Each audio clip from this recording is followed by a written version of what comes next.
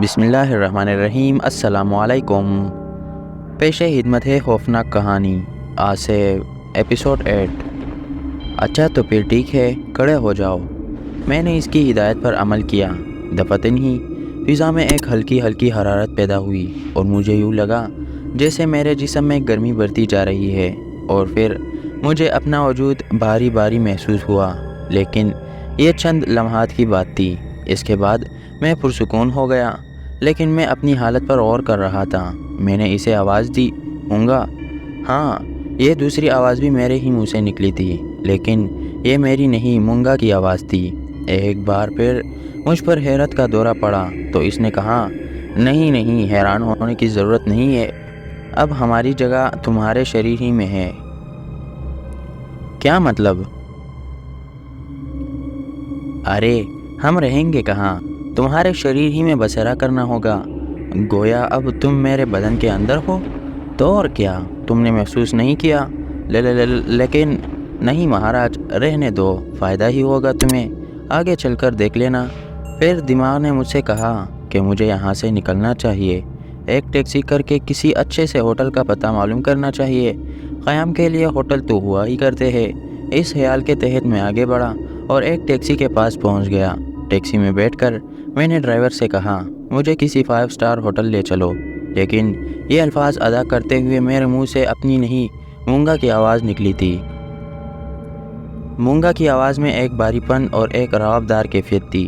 میں جن حیرتوں میں ڈوبا ہوا تھا، اس کا تصور آپ بھی کر سکتے ہیں۔ بہرطور ٹیکسی چل پڑی۔ میں نہیں جانتا تھا کہ مجھے کون سے ہوٹل جانا ہے، لیکن پھر ٹیکسی نے مجھے ایک 5 اسٹار ہوٹل اتار دیا۔ میں نے اسے کرایہ ادا کیا اور میرے قدم 5 اسٹار ہوٹل میں داخل ہو گئے۔ میں آپ سے پورے وثوق سے کہہ سکتا ہوں کہ ان تمام کاوشوں میں میرا کوئی دخل نہیں تھا، بس میرا بدن میرے دماغ سے جدا ہو کر عمل کر رہا تھا، اور میں 5 اسٹار ہوٹل کے کاؤنٹر پر پہنچ گیا تھا۔ پھر میں نے اپنی رہائش کے لیے ایک کمرہ طلب کیا اور 5 اسٹار ہوٹل کے اٹینڈنٹ نے بڑے ادب سے مجھے مخاطب کیا۔ میں نے کمرہ حاصل کر کے اس میں اپنا نام نادر شاہ لکھوایا تھا۔ بہرطور پھر میں اندر داخل ہو گیا۔ پورٹر میرے ساتھ تھا، میرے پاس کوئی سامان نہیں تھا۔ پورٹر نے کمرے کا دروازہ کھولا اور مجھ سے کہنے لگا، سر، میرے لیے اور کیا حکم ہے؟ آپ کو کوئی شے درکار ہو تو برائے کرم فرما دیجیے۔ نہیں، ہمارا سامان ابھی بعد میں آ جائے گا، ابھی ہم خود یہاں پہنچے ہیں۔ بہتر سر، اس نے جواب دیا۔ میں نے جیب سے ایک نوٹ نکال کر اس کے حوالے کیا اور پورٹر اس بڑے نوٹ کو لے کر کئی بار مجھے سلام کر کے باہر نکل گیا۔ میں نے کمرے کو اندر سے دیکھا۔ زندگی میں کبھی خواب میں بھی اتنا شاندار کمرہ نہیں دیکھا تھا۔ کیا اعلیٰ درجے کی مسحری تھی، ٹیلی ویژن ڈش، ایئر کنڈیشنڈ اور نہ جانے کیا کیا۔ میں خشک ہونٹوں پر زبان پھیر کر مسحری پر جا بیٹھا تو ایک بار پھر مجھے اپنی بدن میں وہی حرارت محسوس ہوئی، اور اس کے بعد پھر میرا بدن ہلکا ہو گیا اور مونگا کی آواز سنائی دی، کہیے مہاراج، مزہ آیا؟ مونگا، میں نے ہکلائی ہوئی آواز میں کہا۔ اب یہ ہکلانا چھوڑ دیجئے، آپ ایک ویر کے مالک ہیں، سنسار آپ کے چرنوں میں ہوگا، مجال ہے کسی کو جو آپ سے انحراف کرے۔ مگر مونگا، اب مجھے کرنا کیا چاہیے؟ سنسار کے مزے لوٹو، اور کیا کرو گے؟ اس نے کہا۔ مونگا، تم جانتے ہو میں نے رادن لال اور بابا سفیدہ کا خون کر دیا ہے، تو پھر پولیس کو میری تلاش ہوگی۔ پولیس کی ایسی کی تیسی؟ کیا مطلب؟ کسی کی مجال ہے جو آپ کی طرف آنکھ اٹھا کر بھی دیکھے؟ ہم جو آپ کے ساتھ ہے۔ ایک بات اور بتاؤ مونگا۔ جو من چاہیے پوچھئے مہاراج۔ مونگا آپ کا داس ہے، پوچھئے کیا پوچھنا چاہتے ہیں؟ کیا تم 24 گھنٹے میرے ساتھ رہو گے؟ نہیں مہاراج، یہ تو ممکن نہیں ہوگا۔ کیوں؟ ہم نے کہا نا آپ سے کہ ہمارا بھی ایک پریوار ہوتا ہے، ہمیں اس کے بیچ بھی جانا پڑتا ہے۔ پر مہاراج، جب آپ ہمیں آواز دو گے تو ہم آپ کے پاس موجود ہوں گے۔ آپ کسی بھی سمے ہم سے کوئی بھی کام کہو گے تو ہم وہ کام کریں گے۔ تو پھر اب ہمیں اجازت مہاراج۔ مونگا، یہاں مجھے کوئی مشکل تو پیش نہیں آئے گی نا؟ پتہ چل جائے گا مہاراج، چنتا کیوں کرتے ہو؟ اس نے کہا۔ پھر میرے کمرے کا دروازہ کھولا اور مجھے یوں محسوس ہوا جیسے کوئی اندر سے باہر نکل گیا ہو۔ میری حالت بہت خراب تھی، مسحری پر دراز ہو گیا اور اس کے بعد میرے بدن سے پسینہ نکلنے لگا۔ یہ سب کیا ہے؟ خدایا، یہ سب کیا ہے؟ ایک خواب محسوس ہوتا تھا، ایک پراسرار خواب، اور میں یہ سوچ رہا تھا کہ جب اس خواب سے میری آنکھ کھلے گی تو کیا ہوگا، میں کہاں نظر آؤں گا، اپنی بستی میں یا گزرے ہوئے واقعات میں سے کسی ایک منظر میں، یا پھر ریاض ہاں کے گھر یا لیکن یہ اپنے آپ کو دھوکہ دینے والی بات تھی۔ خواب ایسے تو نہیں ہوتے، پھر یہ سب کیا ہے، میں کس جال میں پھنس گیا ہوں؟ بھلا وہ لمحات بھولے جا سکتے ہیں جب پشپا کے لیے میں نے 2 افراد کو قتل کر دیا تھا؟ نہیں، یہ سب کچھ خواب نہیں ہے، یہ حقیقت ہے۔ تو پھر مجھے کیا کرنا چاہیے؟ یہ 5 اسٹار ہوٹل اور یہ سب کچھ، کیا میں اس کے قابل ہوں؟ میں نے تو جس انداز میں زندگی کا آغاز کیا، اس میں یہ تصور بھی ایک عظیم سرمایہ ہو سکتا ہے، لیکن اب یہ سب کچھ، اور پھر مونگا، یہ مونگا کیا چیز ہے؟ اف، کتنا خوفناک تھا وہ، اس کے شانوں پر سر ہی نہیں تھا، پتہ نہیں اس کی اصل شکل کیسی ہوگی۔ پھر نیند آ گئی تھی، دل و دماغ کچھ ایسے تکے ہوئے تھے کہ خوب گہری نیند سویا۔ دوسری صبح جگا تو ایک بار پھر وہی وحشت حملہ آور ہو گئی، لیکن اب میں نے دل میں سوچا کہ اپنے آپ کو سنبھالنا ضروری ہے، اگر انہی وحشتوں میں رہا تو بن موت مارا جاؤں گا۔ طرف ٹوائلٹ لکھا ہوا تھا، چنانچہ اٹھ کر میں اندر داخل ہو گیا۔ ٹوائلٹ کو اندر سے دیکھا، کیا کچھ نہیں تھا وہاں، سفیدی ہی سفیدی تھی چاروں طرف، چمکدار ٹائلوں سے ٹوائلٹ سجا ہوا تھا، اور یہاں جو کچھ تھا مجھے تو اس کا استعمال بھی نہیں آتا تھا۔ عقل سے کام لیا، ٹب میں بیٹھا اور شاور کھول دیا۔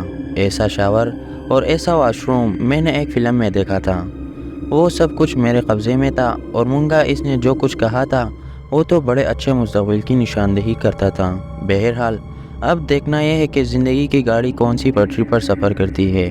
پھر غسل کرتے کرتے دل میں خیال آیا کہ نادر، زندگی تو کوئی شے ہی نہیں، ٹوکروں میں پروان چڑھے ہو، دوسروں کے رحم و کرم پر زندگی گزارتے رہے ہو، تقدیر میں اگر یہی لکھا ہے تو یہی صحیح، کیا فرق پڑتا ہے، کچھ ہو گیا تو دیکھا جائے گا، اپنے آپ کو تقدیر کے فیصلوں پر چھوڑ دو۔ ہاں، اپنے تحفظ سے غافل نہ رہو۔ میں نے نہانے کے بعد وہی سوٹ پہنا جو میرے بدن پر تھا، بھلا دوسرے لباس تھے کہاں؟ باہر نکلا اور ایک طرف بیٹھ گیا، نہ جانے دل میں کیا خیال آیا کہ سامنے کی الماری کھول کر دیکھی اور اسے دیکھ کر چونک پڑا۔ لباس وہ کہ ان پر آنکھ نہ ٹک سکے۔ ابھی یہ دیکھ ہی رہا تھا کہ ویٹر نے دروازے پر دستک دی اور پھر دروازہ کھول کر اندر آ گیا۔ اس نے ادب سے مجھے سلام کیا اور کہنے لگا، سر، آپ کے ملازم آپ کا سامان لے آئے تھے، میں نے آپ کے سوٹ الماری میں ٹانگ دیے ہیں، کوئی غلطی ہو گئی ہو تو فرما دیجئے۔ میرے لباس؟ جی سر، وہ آپ کے خالی سوٹ کیس رکھے ہوئے ہیں۔ اس نے ایک جانب اشارہ کیا۔ میں نے ابھی تک سوٹ کیس نہیں دیکھے تھے، لیکن اب جو انہیں دیکھا تو میری آنکھیں حیرت سے پھیل گئی۔ میں نے ویٹر سے کہا، میرے کتنے ملازم آئے تھے؟ 2 آئے تھے سر۔ آپ نادر شاہ ہیں نا؟ ہاں، بس آپ ہی کے بارے میں پوچھ کر وہ اوپر آئے تھے۔ اب آپ یہ بتا دیجئے کہ ناشتے میں کیا لینا پسند کریں گے؟ جو دل میں آئے لے آؤ، میں نے خشک ہونٹوں پر زبان پھیرتے ہوئے کہا، اور ویٹر گردن ہم کر کے باہر نکل گیا۔ ایک بار پھر میں نے الماری کھولی اور پٹی پٹی آنکھوں سے اس میں لٹکے ہوئے سوٹ دیکھنے لگا۔ ایک سے ایک قیمتی کپڑے کا سوٹ تھا، سلیپنگ سوٹ، تولیہ اور نہ جانے کیا کیا کچھ۔ میں نے چکرائے ہوئے سر کو جھٹکا اور الماری بند کر دی۔ اب مجھے اپنے بدن کا لباس انتہائی حقیر لگ رہا تھا۔ ایک بار پھر دل میں وہی خیال ابھرا کہ نادر، جو کچھ سامنے آیا ہے اور حقیقت کی شکل میں ہے تو اسے نظر انداز نہ کر، اپنا یہ وحشت بھرا انداز چھوڑ دے اور خود کو تقدیر کے دائرے کے حوالے کر دے۔ دیکھیں گے کہ آگے کیا ہوتا ہے۔ جب تو خود اپنے طور پر کوئی عمل نہیں کر سکتا تو پھر وقت اور حالات تیرے ساتھ جو کچھ کر رہے ہیں انہی سے تعاون کر۔ اور اس احساس نے میرے اندر ایک نئی روح پھونک دی۔ میں نے اس نادر کو اپنے اندر ختم کر ڈالا جو خوف اور دہشت کا شکار رہتا تھا، اور ایک نئے نادر کو جنم دیا۔ ویٹر کے آنے سے پہلے میں نے اندرونی استعمال کا ایک لباس نکالا اور اسے پہن لیا۔ اپنے اصل لباس کی گٹھری بنا کر میں نے ایک طرف ڈال دی تھی۔ ویٹر تھوڑی دیر کے بعد آیا تو ایک ٹرالی پر ناشتہ لیے ہوئے تھا، اور یہ ناشتہ شاید میری زندگی میں نے پہلی بار کیا تھا، اور صحیح معنوں میں ان تمام اشیاء کا استعمال نہیں جانتا تھا۔ ویٹر سے میں نے اپنے پرانے کپڑوں کی طرف اشارہ کرتے ہوئے کہا، انہیں لے جاؤ اور کسی ڈسٹ بن میں ڈال دینا۔ جی سر، ویٹر نے کہا، اور میں نے ٹپ کے طور پر ایک نوٹ اس کے حوالے کر دیا۔ بڑا نوٹ تھا اور میرے پاس وہی کرنسی چل رہی تھی جو رادن لال کے گھر سے لایا تھا۔ استعمال کی ضرورت ہی پیش نہیں آئی تھی ابھی تک۔ ویٹر نے جھک کر کئی سلام کیے۔ ٹپ اس کی توقع سے کہیں زیادہ تھی۔ پھر وہ باہر نکل گیا اور میں ناشتے کی جانب متوجہ ہو گیا۔ ناشتے کے ساتھ میں نے جو سلوک کیا تھا، کوئی دیکھتا تو شاید مجھ پر ہنستا۔ سیدھی سی بات ہے، کھانا ہی نہیں آتا تھا۔ میں نے تو عام طور سے رات کی بچی ہوئی روٹی سالن کے ساتھ کھائی تھی۔ یہاں نہ جانے کیا کیا کچھ تھا۔ بہرحال مطلب تو کھانے سے تھا۔ ہر چیز چکی، جو زیادہ پسند آئی اسے پورا ہڑپ کر گیا اور کچھ دیر بعد میں ناشتے سے فارغ ہو چکا تھا۔ پھر میں سوچنے لگا کہ اب مجھے کیا کرنا چاہیے۔ دفتن ہی مونگا کا خیال آیا اور میں نے اسے آواز دی۔ دیکھوں تو صحیح، بدبخت جو کچھ کہہ گیا ہے وہ کرے گا بھی یا مجھے چوڑے میں مروا کر چلا جائے گا۔ میں نے اسے آواز دی، مونگا۔ فوراً ہی مجھے اپنے عقب سے آواز سنائی دی، مہاراج تو یہیں موجود ہے؟ نہیں مہاراج، ابھی پہنچا ہوں۔ کہاں تھا؟ بار بار کیوں پوچھتے ہو؟ کہہ چکا ہوں، میرا بھی ایک پریوار ہے، اور سنو، بہت سے کام مجھے بھی ہوتے ہیں۔ اب میرے سپرد کئی کام کیے گئے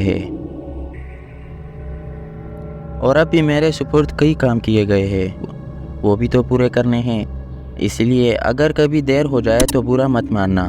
اور ایک بات اور کہیں، اگر کوئی خاص بات ہو تو مجھے آواز دینا۔ یہ بار بار آواز دینا نا میرے حق میں اچھا ہوگا۔ تمہارے حق میں؟ ارے تو ابھی سے ہی بدل گیا۔ نہیں مہاراج، میں نہیں بدلا، بیر ہوں آپ کا، لیکن ادھورا۔ میری گردن بھی اگر پوری ہو جاتی تو پھر مجھے آپ کے ہر حکم کی تعمیل کرنا ہوتی۔ اب بھی کروں گا، مگر ہر وقت نہیں۔ اور اگر میں کسی مصیبت میں پھنس گیا تو؟ ارے تو کیوں پھنسو گے مصیبت میں؟ خود بھی اپنی کوپڑی سے کام لو۔ ناک میں دم کر دیا ہے میرا تو۔ ارے مونگا، ناراض کیوں ہوتا ہے؟ ناراض نہیں ہو سکتا مہاراج، پر سنسار میں ہم ویروں کے بھی بہت سے کام ہوتے ہیں۔ تمہیں کوئی ضروری کام ہو تو بے شک بلا لو، یا پھر ہمارا من چاہے تو ہم تمہارے پاس پہنچ جائیں گے۔ ہر وقت مونگا کی رٹ مت لگائے رکھنا۔ ٹھیک ہے بھائی، یہ جو سب کچھ نظر آ رہا ہے کیا تو نے کیا ہے؟ نہیں، تمہارے چاچا نے کیا ہے۔ ارے ہم نے نہیں کیا تو اور کس نے کیا ہوگا؟ اور بھی بہت کچھ کرتے رہیں گے، پر آخری بار کہہ رہے ہیں، اپنی کوپڑی بھی استعمال کرو، ہماری ہی جان کو مت روتے رہا کرو۔ ٹھیک ہے بھائی، ٹھیک ہے۔ اب کیا کہے تجھ سے، جا آرام کر، میں نے کہا، اور مجھے یوں محسوس ہوا جیسے میرے سامنے سے ایک پرچھائی سی ہٹ گئی ہو۔ اب شاید میری آنکھیں مونگا کو نادیدہ حالت میں بھی دیکھنے کے قابل ہو گئی تھی۔ بہرحال زندگی کے یہ واقعات آگے چل کر نہ جانے کیا شکل اختیار کرنے والے تھے۔ انسان کو اپنے مستقبل کا کوئی پتہ نہیں ہوتا، نہ جانے کیا ہو۔ وقت میرا استاد تھا اور مجھے سب کچھ سکھا رہا تھا۔ کوئی سوچ بھی نہیں سکتا تھا کہ ایک چھوٹے سے گاؤں کا ایک معمولی سا لڑکا، جس کے مستقبل کے بارے میں مذاق کے طور پر بھی کچھ کہا نہ جا سکتا ہو، اس وقت اس کیفیت میں ہے کہ 5 اسٹار ہوٹل میں اس کا قیام ہے، اور اس کے پاس درجن بھر شاندار سوٹ موجود ہے، اور اس کی جیب میں اچھی خاصی رقم بھی ہے۔ بہرحال دل تو چاہتا تھا کہ ہر احساس سے بے نیاز ہو جاؤں، لیکن یہ بھی ممکن نہیں تھا۔ اگر کوئی احساسات کو پس پوچھ ڈال دیتا تو اس کا مطلب ہے وہ انسانی صفات سے ہی محروم ہو گیا ہے۔ انسانی فطرت میں تشویش، شک، محبت، فریب اور نہ جانے کون سی چیزیں شامل ہے۔ کوئی بھی ان سے الگ نہیں ہے، اور جو کوئی یہ کہے تو وہ جھوٹ بولتا ہے۔ پھر میں نے اپنا دل کافی مضبوط کر لیا۔ اب یہ تو ممکن نہیں تھا کہ انہی وسوسوں سے خوفزدہ ہو کر ہوٹل کے اس کمرے میں ہی گھسا رہوں، اور پھر یہ بھی اتنا آسان کام نہیں تھا۔ ظاہر ہے اس ہوٹل کے اخراجات بھی زیادہ ہوں گے۔ اس احساس کے تحت ایک بار پھر بدن میں جرجری آ گئی۔ وہ کمبخت مونگا مجھے یہاں پہنچا تو گیا ہے، لیکن جو رقم میری جیب میں ہے اس کے ہاتھ کے بعد کیا ہوگا؟ کہیں اس ہوٹل میں میری بے عزتی ہی نہ ہو جائے۔ اس کی بات مانوں یا اپنی دل کی اور عقل کی بات، لیکن بہر طور ابھی اتنے پیسے بے شک تھے کہ چند روز یہاں بھی گزار سکتا تھا۔ یہ پیسے ختم ہو گئے اور مونگا صرف ایک کہانی نکلا، بعد میں جو ہوگا دیکھا جائے گا۔ ویسے اس کے یہ الفاظ میرے لیے تعجب خیز تھے۔ پہلے تو اس نے بڑی نرمی سے بات کی تھی، اب نہرے دکھا رہا تھا، نہ جانے کیوں۔ پھر دن گزر گیا، شام ہو گئی۔ کمرے میں بیٹھے بیٹھے طبیعت اکتا گئی تھی۔ حالانکہ ٹیلی ویژن تھا، ڈش لگی ہوئی تھی، ٹیلی فون تھا، تمام چیزیں تھی، لیکن میرا کسی سے رابطہ نہیں تھا۔ کوئی ایسا نہیں تھا جسے ٹیلی فون پر مخاطب کر سکوں۔ ٹیلی ویژن وغیرہ بھی شاید مجھے کھولنا نہیں آتا تھا، اپنے آپ کو اس ماحول کے مطابق اتنی آسانی سے تو نہیں ڈال سکتا تھا، وقت تو لگتا ہی ہے۔ پھر شام کو بالکل ہی ماحول سے تنگ آ کر میں نے باہر نکلنے کا فیصلہ کر لیا۔ اب ایک لباس نکالا اور کچھ نہ صحیح، جب تک یہ سب کچھ موجود ہے اس سے ہی فائدہ اٹھایا جائے۔ ایک انتہائی خوبصورت گہرے نیلے رنگ کا ایک سوٹ نکال کر پہننا شروع کر دیا۔ شیو وغیرہ بھی بنا لیا تھا، بال بھی سنوار لیے تھے۔ جوتے پہن کر اپنے کمرے سے باہر نکل آیا۔ آئینے میں اپنا جائزہ لے کر باہر نکلا تھا اور نہ جانے کیوں یہ محسوس ہو رہا تھا جیسے ماضی سے سارے رشتے میرے ٹوٹ چکے ہو۔ ایک بالکل ہی نئے شخصیت کو میں نے آئینے میں دیکھا تھا۔ بہرحال میں چلتا ہوا لفٹ تک پہنچا اور لفٹ مجھے ہوٹل کے فرسٹ فلور پر لے گئی، جہاں ریکریشن ہال تھا۔ اچھی خاصی رات ہو گئی تھی اور ریکریشن ہال روشنیوں سے جگمگا رہا تھا۔ ایک جانب بڑا سا سٹینڈ بنا ہوا تھا جس پر آرکیسٹرا مدھم دھنیں چڑھے ہوئے تھا۔ ویٹر ٹرالیاں گھماتے پھر رہے تھے اور میزوں پر بہترین لوگ نظر آ رہے تھے۔ شاندار سوٹوں میں ملبوس زیادہ تر افراد کے ساتھ خواتین بھی تھی، ایک سے ایک حسین۔ ان کے ساتھی بھی ایسے ہی تھے۔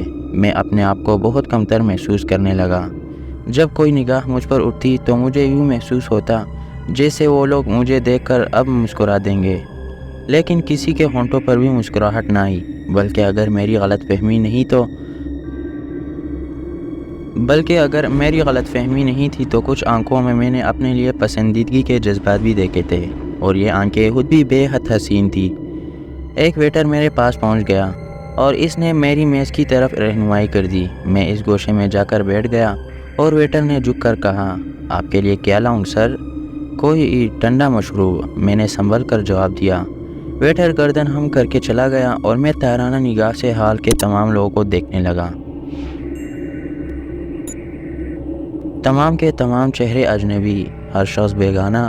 مجھے یوں محسوس ہوا جیسے میں بڑی کائنات میں تنہا ہوں، ان میں سے کوئی میرا شناسہ نہیں ہے، اور شاید تنہائی کی زندگی ہی میری زندگی کا آخری لمحہ بن جائے۔